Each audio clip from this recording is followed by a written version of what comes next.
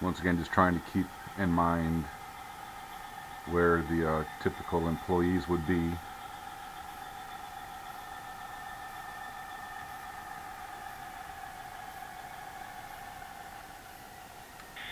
Once that's thrown, he'd probably hop on the footboard for a quick run up this way. Those cars should be coupled to the front of the locomotive, but since it doesn't really matter, I'm just going to keep things simple and not fuss with it. Stop here, align the couplers.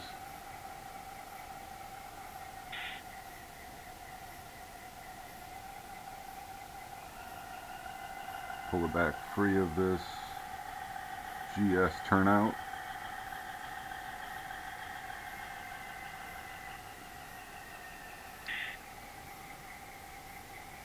Hop on board for a quick ride. Empty car so we can accelerate and move pretty quickly.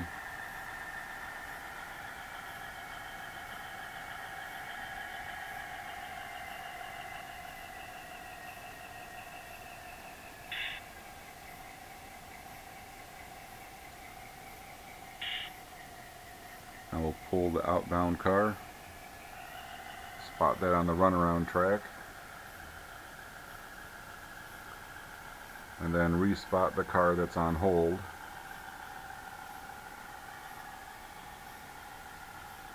Now if the rest of this train was still coupled to the locomotive, I wouldn't have to stop here. Whoops. So what I'll do is I'll just make sure it's coupled up there.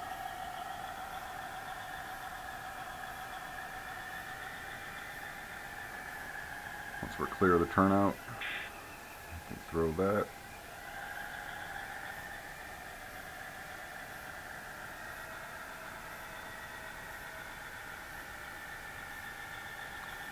Once again, uncouple somewhere around the diamond area.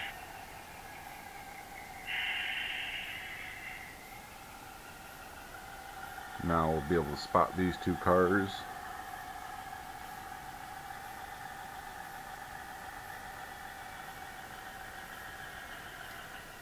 Back at their final place.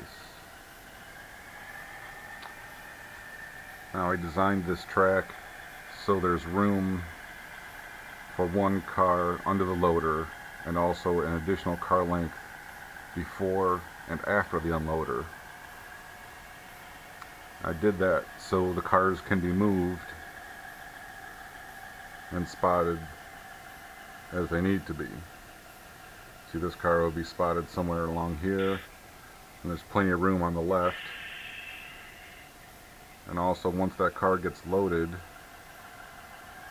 the trackmobile can just simply shove the loaded car to the end of the track and have this empty car spotted, ready to be loaded. But because this car is already being loaded, we will finish loading it. And be careful where we spot it. We don't want a lot of scrap spilling on the ground. We'll uncouple that car. Now we can pull ahead.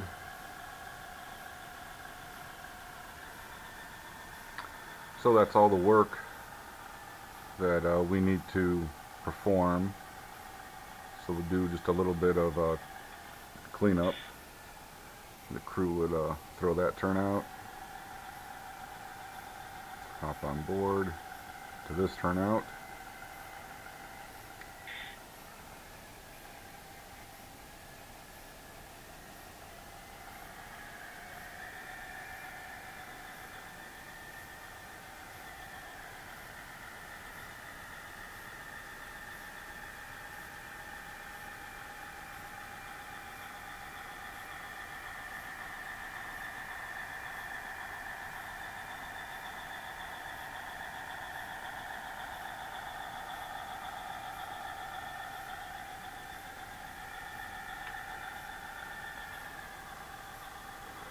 We'll uncouple this coil car here.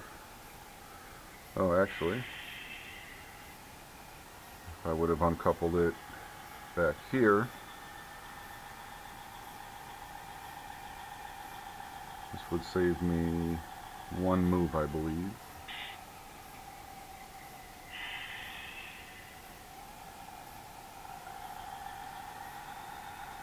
Remember, I want to put the outbound cars in the yard track first, so they don't have to be bothered with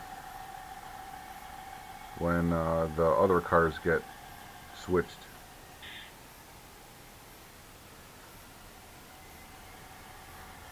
Looks like we have one turnout against us, so we'll have to stop just short while the crewman throws that turnout.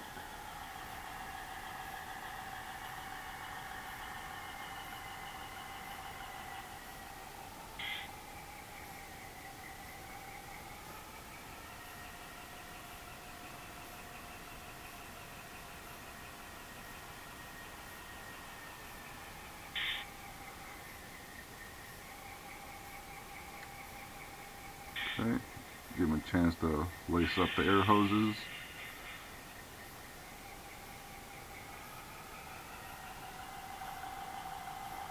And he'll hop aboard one of the cars. The ride back to this turnout.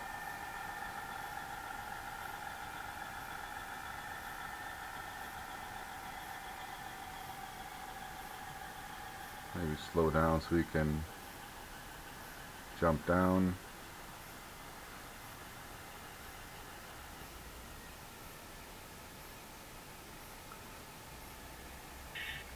Once it's clear, he'll hop back on board.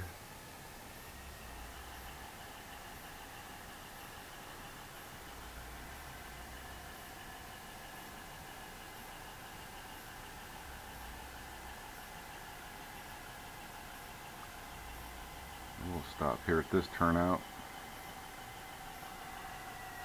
so we can throw that.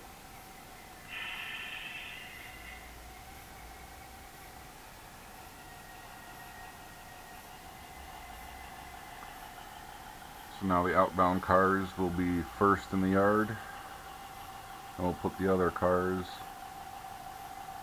just in front of it.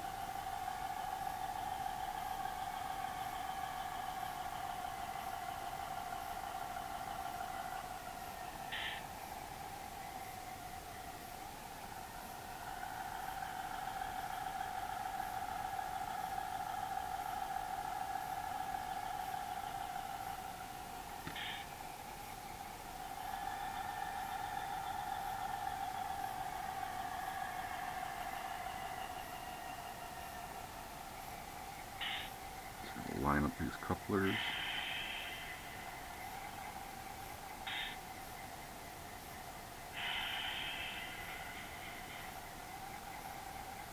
Okay.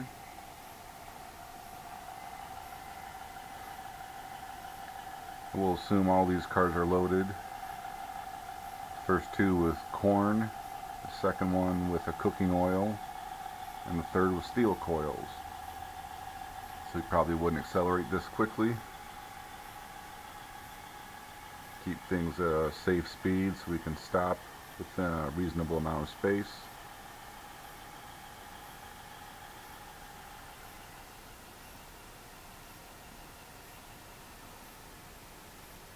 And once we're clear, throw that turnout.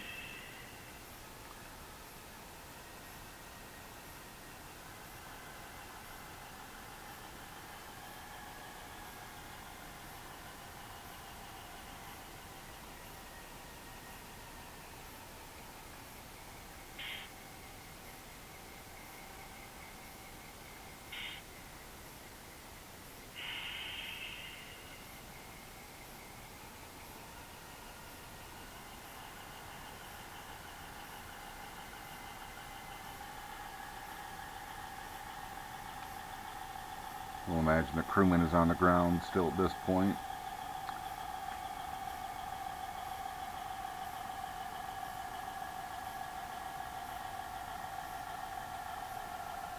So we'll slow down to pick him up.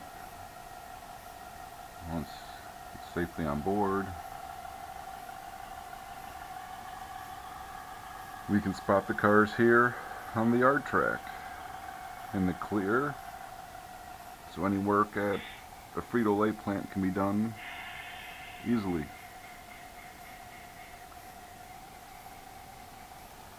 And with all the work done, we could either leave the switcher at the yard track. That means the crew would then have to walk across all the tracks to get to and from the industry, presumably where they work. So we'll put it back where we found it. We'll get that turnout straight.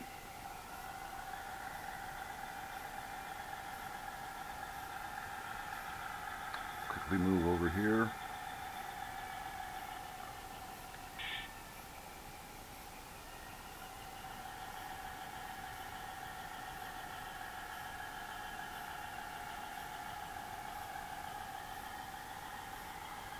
Really, the switcher can be stored on the G1 track, on the scrap track if there's room,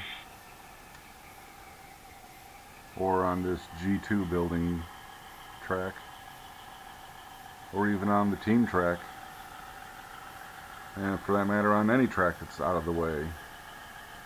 I just find that this is a pretty decent spot. And with that work done, we have all the turnouts on the main line set to the straight. If you look this way, you can see green is showing. Oh, except this one. See, the green is showing, so any trains coming to and from know that it's clear. But looking at it from this orientation, everything is red. So it's one thing we have to keep in mind, is that red is straight from this viewpoint. The industrial tracks with the yellow and the white flags aren't that important. We'll assume that any crew that is working these tracks know to look out for it. So with all the switching done, it's time to move all these cards around. Now, we'll first deal with the scrap track. This car has been pulled, and this car will be pulled. Next time, we'll have to switch the load out. These two cars, the high cubes at G1, they are now ready to leave.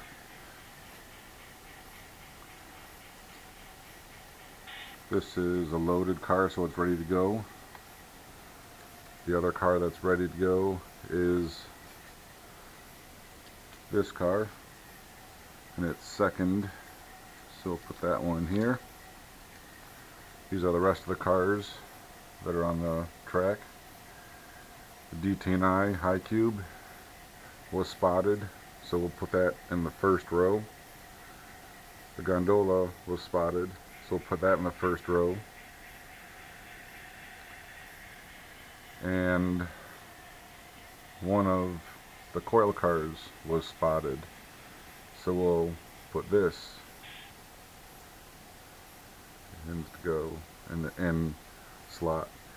These two coil cars had the hold, so we'll move them down.